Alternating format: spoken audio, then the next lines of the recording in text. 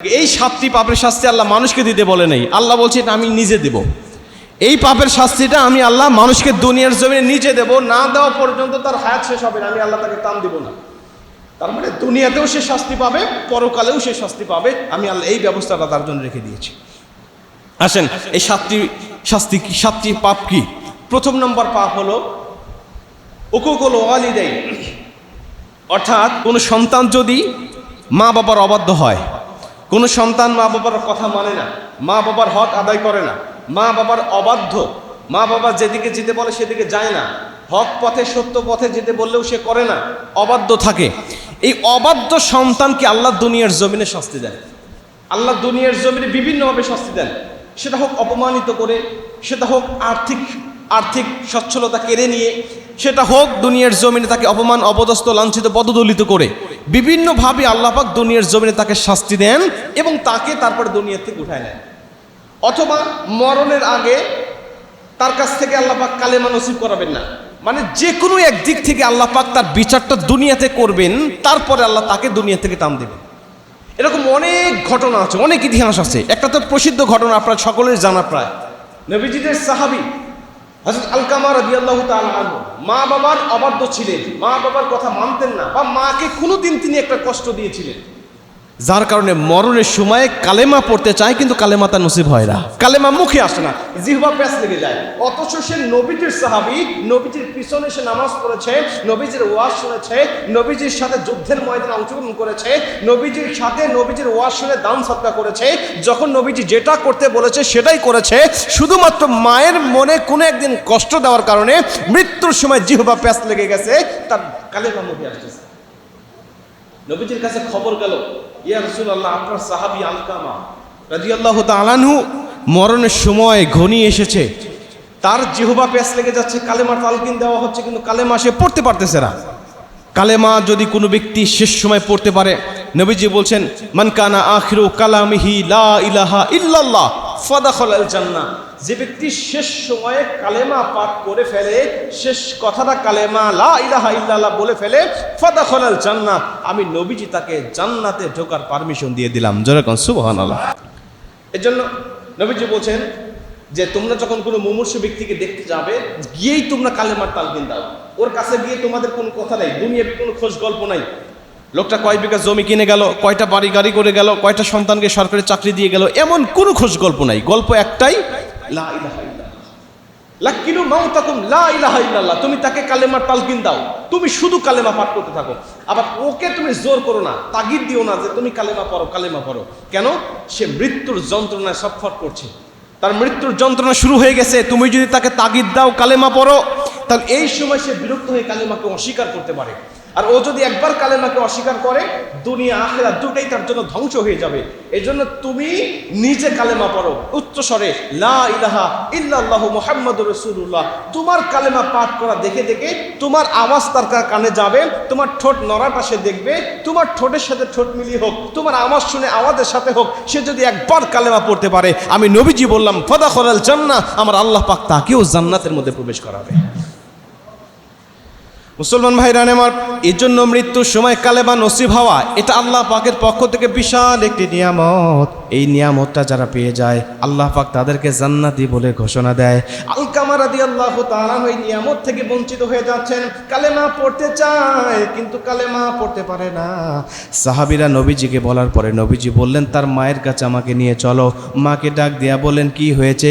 বলছেন আমার সন্তান আমাকে কষ্ট দিয়েছে, আমার সন্তান আমার সাথে ভালো ব্যবহার করে নাই, স্ত্রীর কথা অনুযায়ী চলেছে, আমি যেটা বলতে বলেছি করতে বলেছি সেটা করে নাই, আমাকে আঘাত করেছে, মানসিকভাবে হোক শারীরিকভাবে হোক বিভিন্নভাবে অত্যাচার আমাকে করেছে, এর জন্য আমি মা তার উপরে রাগান্বিত আছি। মা নবীজি বললেন তুমি তোমার সন্তানকে ক্ষমা করে দাও। তুমি মা তোমার সন্তানকে ক্ষমা করবে না যতক্ষণ আমার আল্লাহ তার মুখে কালেমা নসিব করাবে না ততক্ষণ। মা বললেন ক্ষমা করতে পারি না, যে কষ্ট আমাকে দিয়েছে ওই কষ্টের কথা মনে উঠলে ক্ষমার কথা ভুলে যাই। মা এমন কথা শুনে নবীজি ডাক দেয়া বলেন ঠিক আছে, তাহলে আপনি যেহেতু ক্ষমা করবেন না, ও তো নিশ্চিত জাহান্নামে যাবে। অতএব জাহান্নামে গেলে তো আগুনেই পড়বে। অতএব দুনিয়া থেকেই পুরায়া তাকে দুনিয়া থেকে বিদায় করে দেই। আপনার সন্তান জাহান্নামে কেমনে পড়বে এই দৃশ্যটা আপনাকে দেখায় দেই। নবীজি বলেন কাঠ নিয়ে আসো। কাঠ নিয়ে আসা হলো। নবীজি বলেন আগুন ধরায়া তাকে পোড়ানো শুরু করে দাও। সমস্ত প্রস্তুতিগুলো যখন মা জননী দেখতেছিলেন, নিজের চোখের সামনে সন্তান এভাবে আগুনে পড়বে, মা এটা সহ্য করতে পারে নাই, মা এটা মেনে নিতে পারে নাই। বললেন আমার সন্তানকে আমি ক্ষমা করে দিলাম, আমার সন্তানকে আমি মাফ করে দিলাম। মাফ করার ঘোষণা করতে দেরি হয়েছে, আল্লাহ পাক আল কামার জবানে কালেমা জারি করতে দেরি করে নাই। জোরে কোন সুবহানাল্লাহ, আল্লাহু আকবার বলে। তার মানে মা বাবার অবাধ্য যদি কোনো সন্তান হয়, আল্লাহ দুনিয়াতে তাকে শাস্তি দিবেন বিভিন্নভাবে। তাকে গরিব বানায় হোক, আর্থিক অসচ্ছলতা দিয়ে হোক, মানসিক ডিপ্রেশন দিয়ে হোক, অথবা কালেমা তার কাছ থেকে কেড়ে নিয়ে হোক, যে কোনোভাবে আল্লাহ তাকে শাস্তি দিবেন। তারপরে দুনিয়া থেকে তাকে বিদায় আল্লাহ পাক করাবেন। এটা হলো প্রথম নম্বরে, যে ব্যক্তি মা বাবার অবাধ্য হয়। 2 নম্বরে জেনা ব্যভিচার, যেটা ওই আগের আলোচনার মধ্যে আসছিল, যেটা আল্লাহ সরকারকে দায়িত্ব দিয়েছেন। এটা আল্লাহ পাক শুধু এই জেনা ব্যভিচারের গুনাহটা এতটাই মারাত্মক, এটা শুধু সরকারকে নয়, শুধু কাজীকে নয়, এটা আল্লাহ নিজের কাছেও রেখে দিয়েছেন। আল্লাহ এই শাস্তিটা মানুষকে দুনিয়ার জমিনেও দিবেন। সেটা হোক অপমানিত করে হোক, সেটা হোক লাঞ্ছিত করে হোক, বিভিন্নভাবে হোক, আল্লাহ দুনিয়ার জমিনে তাকে দিবেন। জেনা ব্যভিচারে যারা লিপ্ত হয়, সাধারণ মানুষেরা তো হয়, বিশেষ করে যারা চলচ্চিত্র জগতে এবং বিভিন্ন ফিল্মে যারা কাজ করে, আপনারা দেখবেন তাদের জেনা ব্যভিচারে লিপ্ত হওয়াটা খুব সহজ বিষয়। আপনারা যদি তাদের দিকে খেয়াল করেন, তারা যে দুনিয়ার জমিনে শাস্তিটা পায়, এটা আমাদের জন্য স্পষ্ট দিবালোকের ন্যায় সত্য। আমরা প্রমাণ করতে সক্ষম হয়েছি বা আমরা দেখতে সক্ষম হয়েছি যে হ্যাঁ, আল্লাহ পাকের এই বক্তব্য সঠিক। যারা এই সমস্ত ফিল্ম জগতে লিপ্ত হয় বা এই সমস্ত কাজে জেনা ব্যভিচারে যারা লিপ্ত হয়, সবাই যে খারাপ, বিষয়টা এমন নয়। ভালো থাকতে পারে, তবে না থাকার সম্ভাবনাই বেশি। দেখবেন অধিকাংশ মানুষের মধ্যে তাদের আত্মিক কোনো শান্তি নেই, তাদের মানসিক কোনো শান্তি নাই, তাদের পারিবারিক কোনো শান্তি নাই, পারিবারিক বন্ধন একেবারে ছিন্ন।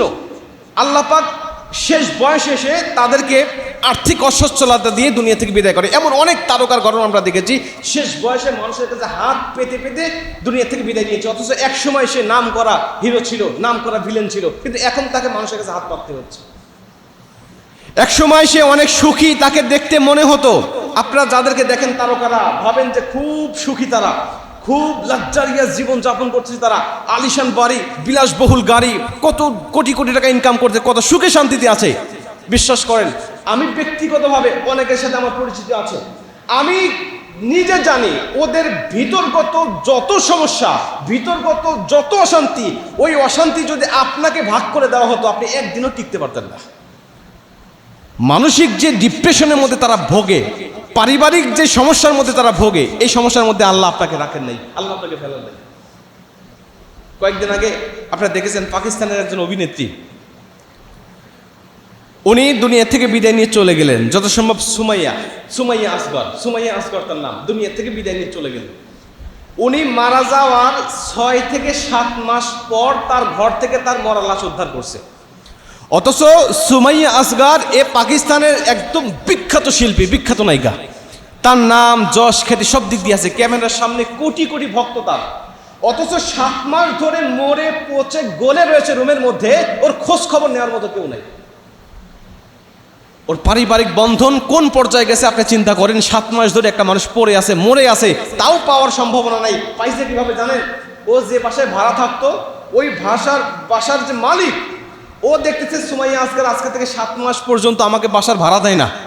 তো কি করা যায়? বাসার ভাড়া কেন দেয় না? বাসার সামনে গিয়ে দেখে দরজা বন্ধ।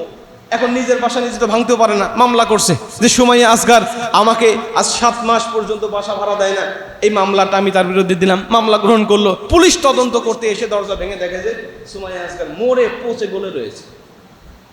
অথচ কোটি কোটি ভক্ত তাদেরকে দেখে অনেক মানুষ ঈর্ষান্বিত হতো, নিজের উপরে ধিক্কার জানাইতো যে আমাকে আল্লাহ এত গরিব বানাইছে, অথচ ওকে আল্লাহ কত সুখী বানাইছে। অথচ সে সুখী নয়, সে ভিতরগত কত সমস্যা, কত অসুখী থাকলে একটা মানুষ মরে পচে গলে থাকতে পারে নিজের রুমের মধ্যে মাত্র 29 বছর বয়সে, অথচ তার খোঁজ খবর নেওয়ার মতো কেউ নেই। এজন্য যারা এই সমস্ত পাপের সাথে লিপ্ত হবে, আল্লাহ দুনিয়াতে তাদেরকে শাস্তি দিবে। সেটা বিভিন্নভাবে হোক না কেন আল্লাহ শাস্তি দিবেন, তারপরে সেখান থেকে টান দেবেন। এই জন্য সাহাবিরা যদি কোনো সময় এই জিনা ব্যভিচার করে ফেলতো, তখন সঙ্গে সঙ্গে নবীজির কাছে যাইতো। মুআজ রাদিয়াল্লাহু তাআলা আনহু ঘটনা আপনারা জানেন, নবীজির কাছে এসে বলছেন, ইয়া রাসূলুল্লাহ আমি জিনা করেছি। নবীজি মুখ ফিরায় নিলেন। আবারও বলছেন, নবীজি আমি জিনা করেছি। নবীজি বলছেন, তুমি কি পাগল? বলছেন, আমি পাগল নয়। তাহলে চলে যাও। বলছেন, নবীজি আমি জিনা করেছি। পরপর 4 বার নবীজি ফিরায় দিয়েছে, 4 বার একই কথা, নবীজি আমি জিনা করেছি, আমাকে শাস্তি দেন। নবী সাহাবীকে বলছে, দেখো তো ও নেশা করেছে কিনা, মদ খেয়েছে কিনা। সাহাবীরা বলছেন, না নবীজি ও মদ খায় নাই, ও পাগলও না, সুস্থ। নবীজি বলছেন, যাও ওকে নিয়ে চলে যাও এবং আড়ালে গিয়ে লোকালয়ে জনসম্মুখে গিয়ে ওকে পাথর মেরে দুনিয়া থেকে বিদায় করে দাও। ওকে মারা হলো, মাইরের পাথরের আঘাতে সহ্য করতে পারতেছে না, ও দৌড়াচ্ছে, সাহাবীরা পিছনে দৌড়াচ্ছে।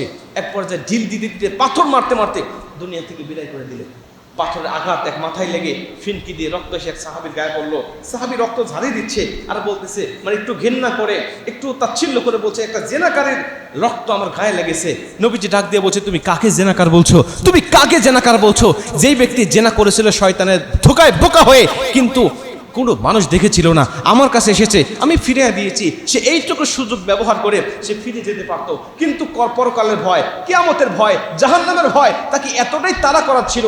আমাকে বারবার এসে বলছে, নবীজি আমাকে শাস্তি দেন, দুনিয়ার শাস্তি, ওই পাথরের আঘাত আমি সহ্য করতে পারবো, কিন্তু জেনাকারের যে শাস্তির কথা আল্লাহ কিয়ামতের ময়দানে বর্ণনা করেছেন, ওটা আমি সহ্য করতে পারবো না, আমাকে শাস্তি দেন।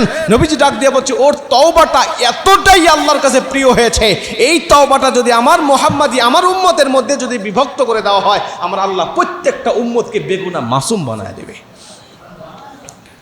প্রিয় ভাইরা আমার, সাহাবীরা জানতেন যে জেনাকারের কি শাস্তি, এজন্য তারা এখান থেকে বিরত থেকেছে। যদিও কোনো সাহাবী ভুলবশত করে ফেলেছে, তারা দুনিয়ার থেকে আত্মসমর্পণ করে নিজের জীবন দিয়ে দিয়েছেন, শুধুমাত্র দুনিয়ার শাস্তি তারা পেয়েছেন, পরকালে তারা যেন নিষ্পাপ হয়ে উত্তোলন হতে পারে। এজন্য 2 নম্বরে এই জেনাকারী শাস্তি আল্লাহ পাক দুনিয়ার জমিনে কিয়ামতের ময়দানে মানুষকে দান করবেন এবং দুনিয়ার জমিনেও আল্লাহ পাক মানুষকে দিবেন। এরপরে 3 নম্বর শাস্তি হলো সুদের শাস্তি। যারা সুদ খায়, নিয়মিত সুদের লেনদেন করে, আল্লাহ এই শাস্তিটাও আল্লাহ দুনিয়ার জন্য মানুষকে দেয়। যারা সুদ খায়, আপনারা দেখবেন যে হঠাৎ করে আঙ্গুল ফুলে কলা গাছ হয়ে গেছে, এখন সে সুখে শান্তিতে থাকতেছে, অনেক টাকা পয়সার মালিক হয়ে গেছে, কিন্তু সুদখোরের ভিতরে গিয়ে আপনি একটু খোঁজ খবর নেন যে ভিতরগত কত সমস্যার সম্মুখীন সে হচ্ছে। দিনের পর দিন সে সমস্যার সম্মুখীন হচ্ছে, একের পর এক। নিজের শারীরিক সমস্যা, নিজের স্ত্রী অসুস্থ, সন্তান অ্যাক্সিডেন্ট, বিভিন্ন পারিবারিক সমস্যা, বিভিন্ন সমস্যার সম্মুখীন করে আল্লাহ পাক তাদেরকে দুনিয়ার জমিনে কষ্টের মধ্যে রেখে দিয়েছে। মানসিক ডিপ্রেশন, বিভিন্ন সমস্যার মধ্যে আল্লাহ পাক তাকে রেখে দিয়েছেন। এটা দুনিয়ার শাস্তি। আর পরকালের শাস্তি কি জানেন? আল্লাহ পাক বলছেন, যারা সুদ খায়, যারা সুদ খায়, ফাইল্লাম তাআযানু বিহারবিন মিনাল্লাহি ওয়া রাসূলিহি ফাইল্লাম তাফআলু ফাআযানু বিহারবিন মিনাল্লাহি ওয়া রাসূলিহি। নবীজি বলছেন, যারা সুদ খাও তোমরা সুদ ছেড়ে দাও, যদি না ছাড়ো আমি আল্লাহ পাকের বক্তব্য কি, বিহারবিন মিনাল্লাহি ওয়া রাসূলিহি, যুদ্ধের ঘোষণা দিলাম আমি আল্লাহ যুদ্ধের ঘোষণা দিলাম যে আমি আল্লাহ এবং আমার রাসূলের সাথে তুমি যুদ্ধ করো।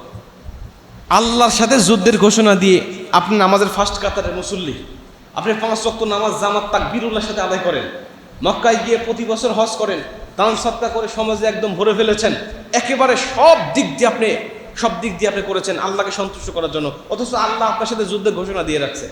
যুদ্ধের ঘোষণা হয় বন্ধুর সাথে নাকি শত্রুর সাথে? বলেন, বন্ধুর সাথে নাকি শত্রুর সাথে? শত্রুর সাথে। মানে আল্লাহ আপনাকে শত্রু বলে ঘোষণা দিয়েছে, আপনি আল্লাহর ইবাদত করার চেষ্টা করতেছেন, আল্লাহ বলে ওই ইবাদত আমার দরবারে কোনোভাবেই কবুল হয় না। এজন্য সুদ এতটাই ভয়াবহ অপরাধ, এটার অপরাধ শুধুমাত্র, এই অপরাধের শাস্তি আল্লাহ শুধুমাত্র কিয়ামতের ময়দানে দিবেন তা নয়, দুনিয়ার জমিনেও আল্লাহ পাক মানুষকে দিবেন। সেটা হোক তার দোয়া কবুল না করে, তার ইবাদত কবুল না করে, মানসিক অশান্তি দিয়ে, মানসিক ডিপ্রেশন দিয়ে বিভিন্নভাবে আল্লাহ পাক তাকে দুনিয়ার জমিনে দিবেন, এরপরে তাকে দুনিয়া থেকে টান দিবেন। এটা হলো 3 নম্বর। 4 নম্বর শাস্তি হলো অবিচার, জুলুম যারা করে, অবিচার যারা করে, মানুষের উপরে যারা জুলুম করে, অবিচার করে, এই শাস্তিটাও আল্লাহ পাক দুনিয়ার জমিনে দান করে। এরকম অনেক ঘটনা আছে। নমরুদ, ফিরাউন, হারুন, কারুন, সাদ্দাত, যারাই জুলুম করেছে তাদের শেষ পরিণতি দেখেন, খুব ভালো একটা যায় নেই। যুগে যুগে যত জালিম আসছে, রিসেন্টলি যদি জালিমের কাতারেও আপনি ফেলান, আমাদের এখন বর্তমানেও যারা জালিম আছে আল্লাহ দেখেন যে তাদের পরিণতিটা আল্লাহ পাক ভালো করে দেয়। আল্লাহ পাক কোনো না কোনো দিক থেকে আল্লাহ পাক তাদের জিল্লতির সাথে তাদের দুনিয়ার জমিনে কিছু কাল অবস্থান করাবে এবং জিল্লতির সাথে আল্লাহ পাক তাদেরকে দুনিয়া থেকে বিদায় করাবেন। যেমনিভাবে ফিরআউনকে আল্লাহ করেছিল। ফিরআউন জুলুম করেছিল তার জাতির উপরে, জুলুম করেছিল নবীর উপরে, নবী মূসা আলাইহিস সালামের উপরে। লক্ষ লক্ষ শিশুকে দুনিয়ার জমিন থেকে বিদায় করেছিল শুধুমাত্র মূসার আগমনকে ঠেকানোর জন্য।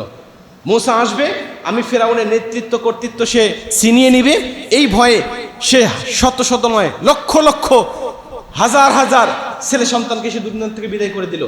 আল্লাহ পাকের পরিকল্পনা কেমন দেখেন। আল্লাহ তার কাছে আবার মূসা আলাইহিস সালামকে পাঠালো, তার করেই লালিত পালিত করলো, তার রাষ্ট্রীয় খরচেই তাকে বড় করলো এবং আল্লাহ পাক সেই মূসার মাধ্যমেই তাকে দুনিয়া থেকে বিদায় করলো। কিভাবে? অপমানিত করে, লাঞ্ছিত করে, পানিতে চুবাইয়া ডুবাইয়া দুনিয়া থেকে বিদায় করে দিল। নমরুদের বেলায় একই রকম দেখেন, কারুনের বেলায় একই রকম দেখেন, সাদ্দাদের বেলায় একই রকম দেখেন। সব স্বৈরাচার, সব জালিমের পরিণতি আল্লাহ পাক একই রকম করে। রিসেন্টলিও যত জালিম আছে তাদের শাস্তিও আল্লাহ পাক দেওয়া শুরু করেছে এবং এই জালিম থেকে আমাদেরকেও শিক্ষা নিতে হবে। ভবিষ্যতে আমি যেন কোনো জুলুম না করি। আমি যদি জুলুম করি তাহলে ইতিপূর্বের জালিমকে আল্লাহ পাক যেভাবে শাস্তি দিয়েছে আল্লাহ পাক ওই শাস্তিটাও আমার জন্য অপেক্ষা করাচ্ছে। আল্লাহ ওই সমস্ত ঘটনাগুলো কোরআনে বর্ণনা করে বারবার আমাকে তাগিদ দিচ্ছে, স্মরণ করো মূসার কথা, স্মরণ করো ফিরআউনের কথা, স্মরণ করো নমরুদের কথা। আমি আল্লাহ পাক তাদেরকে যেভাবে শাস্তি দিয়েছি ওই শাস্তিটা আমি আল্লাহ তোমাকেও দিতে পারি। অতএব ওইগুলো দিয়ে আমি আল্লাহ তোমাকে সংশোধন করার চেষ্টা করছি। তুমি ফিরে আসো, আমি আল্লাহ তোমাকে মাফ করব। ফিরে যদি না আসো তাহলে অতীতের শাস্তি তুমি স্মরণ রাখো, ওর থেকেও ভয়াবহ জিল্লতির সাথে আমি আল্লাহ তোমাকে দুনিয়া থেকে বিদায় করব। আল্লাহ পাক করবেন বিদায়। কোরআনে বারবার আমাদেরকে সেই উদাহরণগুলো আমাদেরকে দিয়েছেন। অতএব ফিরে আসেন এবং সেইগুলো মনে রাখেন, তাহলে দ্বিতীয়বার আপনি এই কাজের মধ্যে লিপ্ত হবেন না, আপনাকে এই শাস্তি আল্লাহ দিবেন না। জুলুম করেছে যারা, শাস্তি পাইছে তারা। আপনি জুলুম করবেন, আপনিও শাস্তি পাবেন। অতএব জালিম হয়েন না, মাজলুম হন কিন্তু জালিম হয়েন না। মাজলুম হলে লাভ আছে কিন্তু জালিম হলে কোনো লাভ নাই। এটা হলো 4 নম্বর।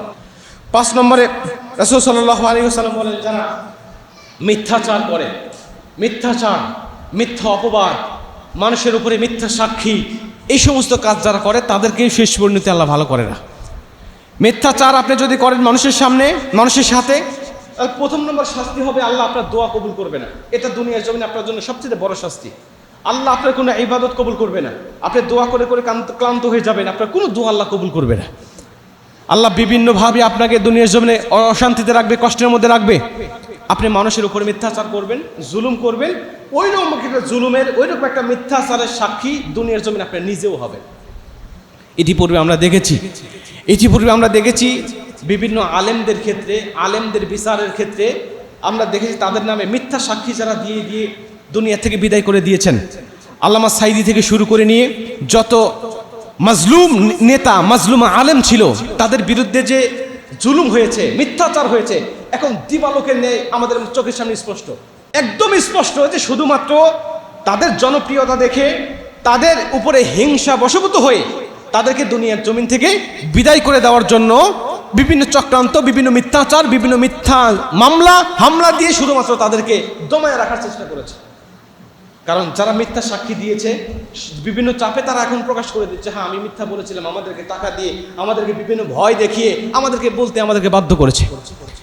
যারা এই সাক্ষীগুলো দিয়েছে তাদের শেষ পরিণতি আল্লাহ পাক ভালো করেন নাই। এরকম অনেক নজির রয়েছে। আপনিও সাক্ষী নয়, আপনি মানুষের সাথে মিথ্যা কথা বলে মানুষকে ধোঁকা দিলেন, মানুষের উপরে আপনি একটা কষ্টের মধ্যে ফেলে দিলেন, এই শাস্তিটাও আল্লাহ পাক দুনিয়ার জমিনে আপনাকে করবেন। এটা হলো 5 নম্বর। এজন্য মিথ্যাচার করা যাবে না, মিথ্যা সাক্ষী দেওয়া যাবে না, মানুষের উপরে মিথ্যা অপবাদ দেওয়া যাবে না। আপনি কোনো ভালো মানুষের উপরে মিথ্যা অপবাদ দিলেন, ওই অপবাদটা আপনি যতক্ষণ পর্যন্ত না পাবেন ততক্ষণ পর্যন্ত আল্লাহ আপনাকে দাম দিবেন না। কেউ জেনা করে নাই, আপনি তাকে জেনাকার বলেছেন। কেউ অন্যায় করে নাই, আপনি তাকে অন্যায়কারী বলেছেন। কেউ চাঁদাবাজি করে নাই, আপনি তাকে চাঁদাবাজ বলেছেন। ওই অপরাধ আপনি যতক্ষণ পর্যন্ত না করবেন ততক্ষণ পর্যন্ত আল্লাহ আপনাকে দুনিয়া থেকে বিদায় নেবেন না। নবীজি বলছেন, এটা আমার কথা নয়, অন্য কারোর কথাও না। 6 নম্বরে রাসূল সাল্লাল্লাহু আলাইহি সাল্লাম বলেন, যারা ওয়াদা ভঙ্গ করে, এটা মুনাফিকের আলামত। আমরা জানি মুনাফিকদের স্থান কিয়ামতের ময়দানে জাহান্নামে হবে। কিন্তু দুনিয়ার জমিনে রাসূল সাল্লাল্লাহু আলাইহি ওয়াসাল্লাম বলছেন যে দুনিয়ার জমিনে আল্লাহ পাক তাদেরকে সমাজে অসম্মানী করবেন, সমাজে তাদের সম্মান আল্লাহ পাক নষ্ট করে দিবেন যারা ওয়াদা খেলাপ করে।